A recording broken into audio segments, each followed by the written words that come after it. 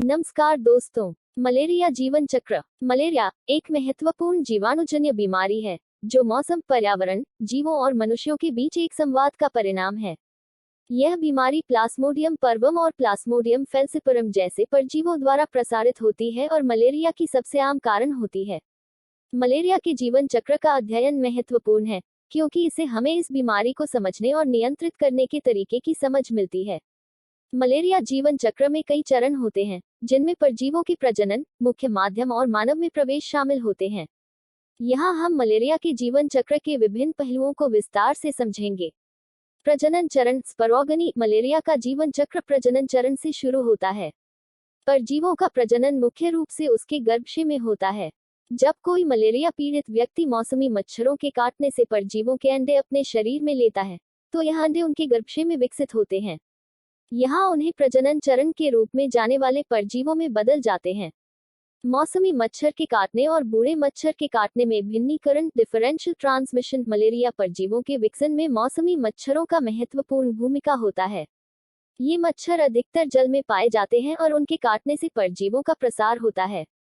मुख्य माध्यम, primary host में प्रवेश। मच्छर के काटने के परिणामस्वरूप मलेरिया परजीव व्यक्ति के शरीर में प्रवेश करते हैं। वो यहाँ अपना अगला चरण आरंभ करते हैं जिसमें वे रक्त को गंभीर रूप से प्रभावित करते हैं। रक्त में परमुक्ति, एरिथ्रोसाइट एक्सगजोगनी। मलेरिया परजीव अब रक्त को अपने प्रमुख चरण में ले जाते हैं। यहाँ परजीव रक्त कोशिकाओं में घुसकर विकसित होते हैं और उन्हें दो भिन्न रूपों में विभाजित करते हैं। रक्त में उत्सर्जन, एरिथ्रोसाइटिक रिलीज। विभिन्न चरणों के बाद परजीव रक्त कोशिकाओं को फिर से छोड़ देते हैं जिससे शरीर के अन्य हिस्सों में प्रसार हो सकते हैं।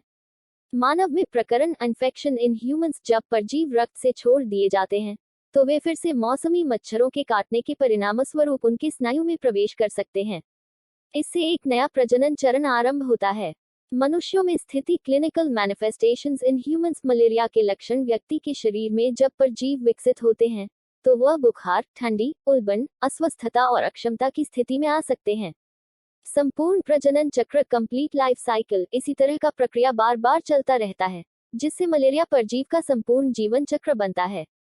मलेरिया के जीवन चक्र की अच्छी समझ से हम इस बीमारी के नियंत्रण और उपचार के साथ साथ मलेरिया की प्रबंधन और निवारण में मदद कर सकते हैं।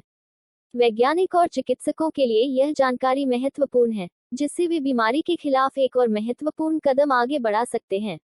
यदि चैनल में दी गई जानकारी आपको पसंद आती है तो चैनल को लाइक और सब्सक्राइब करें। धन्यवाद।